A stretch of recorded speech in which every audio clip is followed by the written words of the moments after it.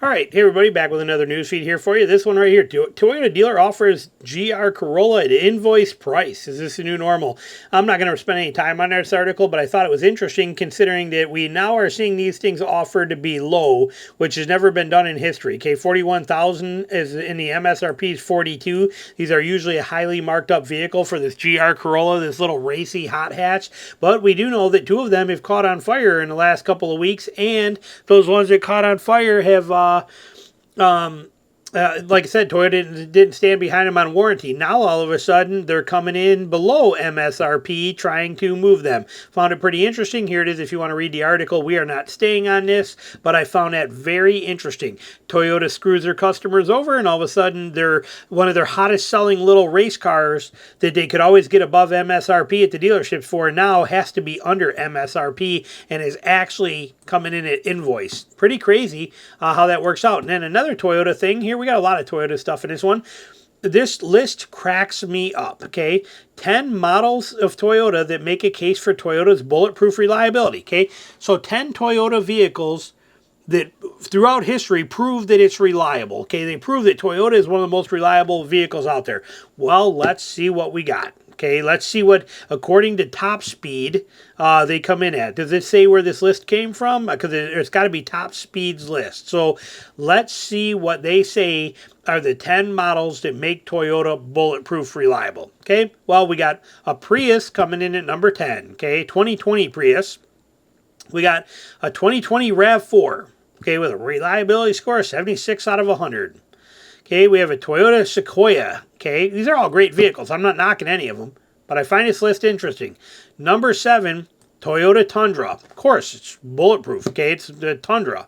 Okay, the 2020 Highlander.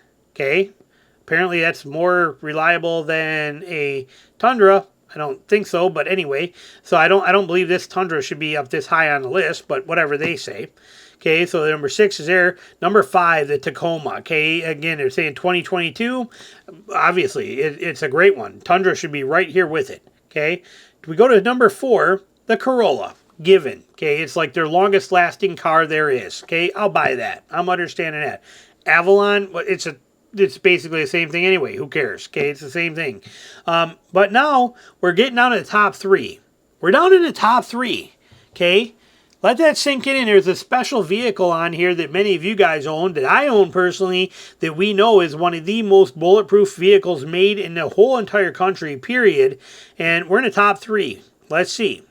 Top 3 is the Avalon, the Toyota Matrix in 2011, and number 1 should be the 4Runner? Nope, it's a Camry.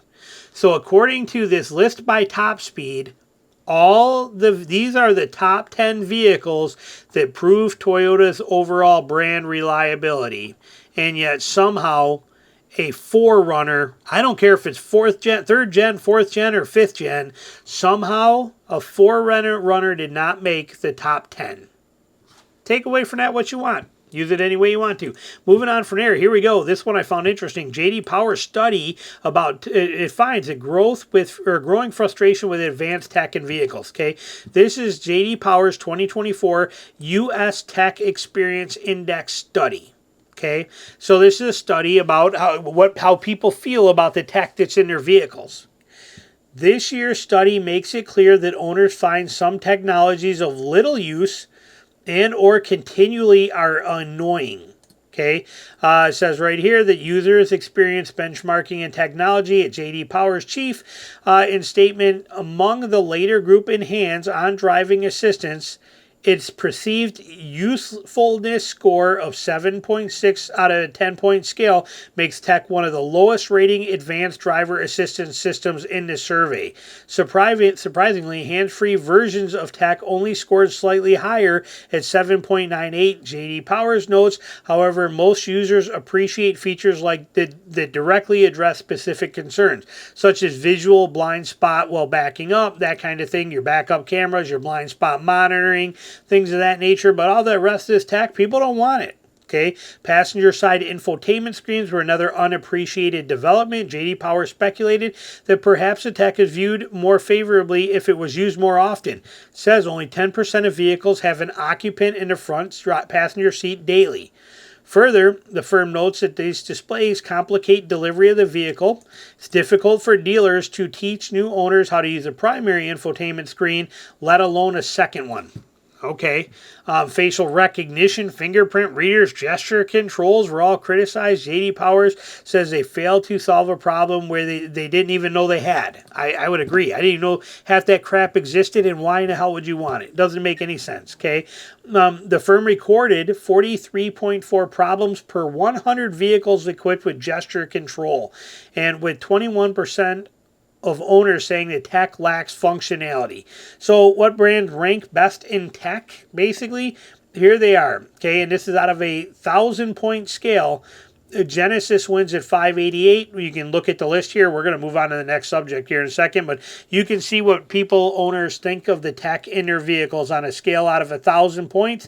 Here it is for you, and there you go. Now, moving on to our big one right here. Okay, this is interesting. Development aims to consolidate storage of Flint-built GM trucks at single location. We got an issue with this, okay? Big issue that they're not talking about, okay?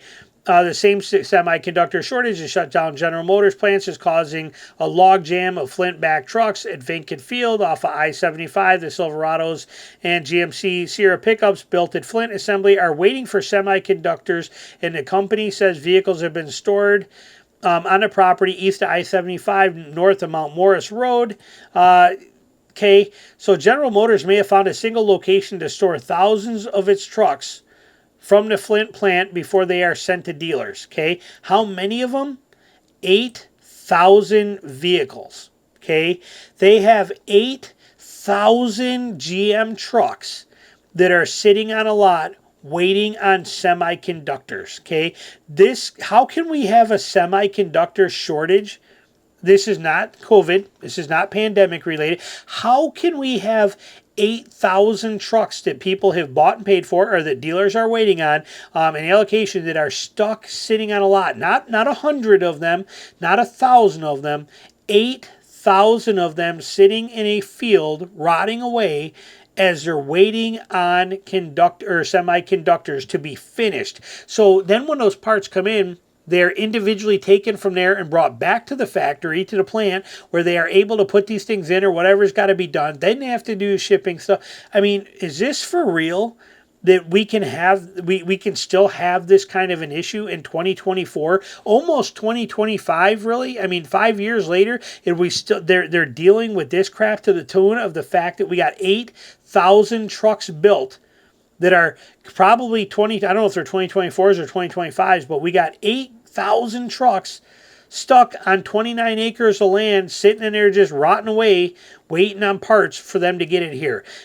This is unbelievable. I cannot believe that this is allowed. I cannot believe that this is acceptable. I cannot believe that GM lets this happen. Okay, regardless of what petitioners are addressing in their proposal, it will be an unsightly GM parking lot full of vehicles. Yeah, of course, where they want to put it to and move it to. But this is just the whole concept of this unbelievable. Okay, it says McCarthy said he plans to develop a large enough lot to accommodate GM storage needs, which have dropped to approximately 8,000 vehicles, about half as many as the company was storing during COVID and a semiconductor shortage. So during them, they had 16,000 vehicles waiting on semiconductors. Okay, that was COVID. We get it. But now, why is there 8,000 of them sitting there? I just don't understand it one bit. Why did they not slow down production?